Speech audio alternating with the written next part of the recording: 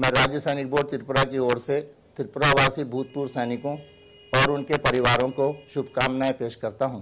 আমরা সবাই মিলে স্বাগত জানাচ্ছি 2011 কে। আমাদের দেশ ভারতবর্ষ এক নিরন্তর গতিতে এগিয়ে চলেছে।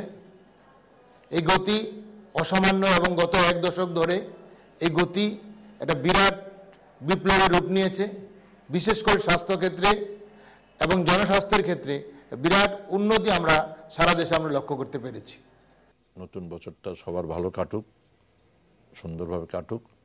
আর যে বছরটা শেষ হলো ইংরেজি 2010, তাতে হয়তো অনেক আমাদের ত্রুটি বিচ্যুতি হয়ে থাকতে পারে, সেগুলোর ঊর্ধ্বে আমাদের উঠতে হবে।